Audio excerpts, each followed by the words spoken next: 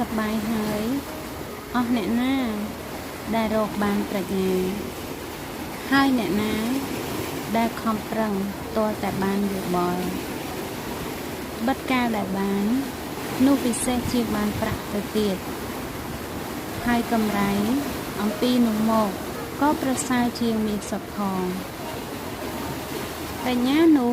មានតម្លៃជាងត្បូងទទឹមឥតមានរបស់ណាដែលចិត្តឯងប្រាថ្នាចង់បានដែលនឹងយកទៅផ្ទឹមឲ្យស្មើបានឡើយមានអាយុវែងនៅដៃស្ដាំព្រមទាំងទ្រព្យសម្បត្តិនិងកិត្តិស័ព្ទនៅដៃឆ្វេងនៃប្រាជ្ញានោះអស់ទាំងផ្លូវរបស់ប្រាជ្ញាសុទ្ធតែជាផ្លូវសោមនស្សហើយអស់ទាំងផ្លូវច្រក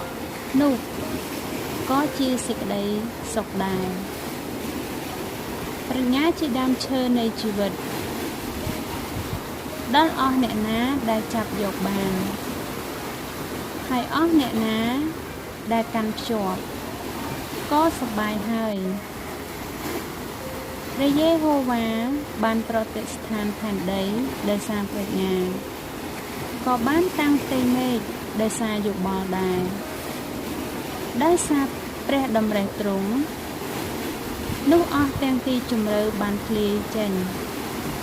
ហើយពពកក៏ស្រក់ទឹកសន្សើរមកកូនអើយកុំឲ្យសេចក្តីទាំងនោះបាត់ចេញពីភ្នែកឯងឡើយចូលរក្សាសេចក្តីដែលមានប្រយោជន៍និងគំនិតវាងវៃចោះដូច្នេះសេចក្តីនោះនឹងបានជាជីវិតដល់ព្រលឹងឯងហើយជាគ្រឿងលម្អនៅកឯង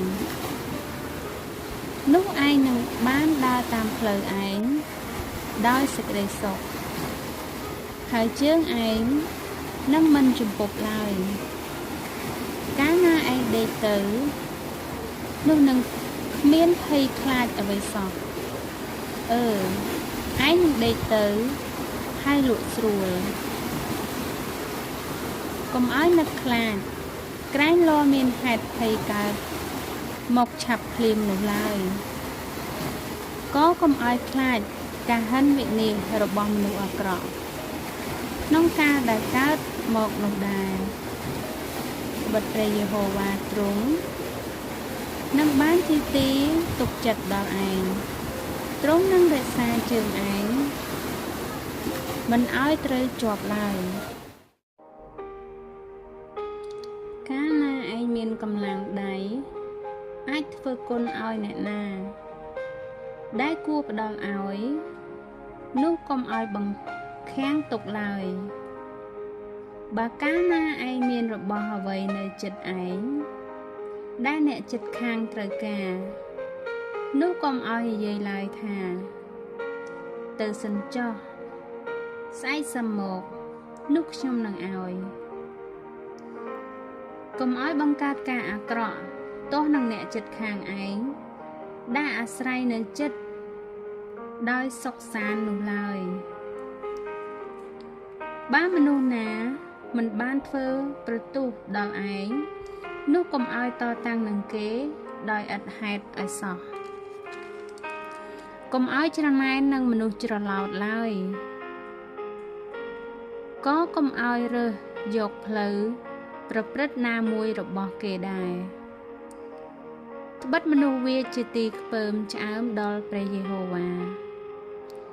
តែឯមនុស្សទៀងត្រង់នោះទ្រង់ជាមិត្តនឹងគេវិញសេចក្តីបណ្ដាសារបស់ព្រះយេហូវ៉ានោះនៅក្នុងផ្ទះនៃមនុស្សអាក្រក់តែទ្រង់ប្រទានពរដល់ទីលំនៅរបស់មនុស្សសុចរិតវិញទ្រង់តែងមើលងាយដល់ពួកអ្នកដែលមើលងាយតែទ្រង់ផ្ដល់ព្រះគុណចំពោះមនុស្សរាបសារវិញមនុស្សប្រាជ្ញនឹងគ្រងបានសេរីល្អទុកជាមរតកតែសេចក្តីអាម៉ាស់ខ្មាស់នឹងបានជារង្វាន់ដល់មនុស្សឆោតល្ងង់វិញ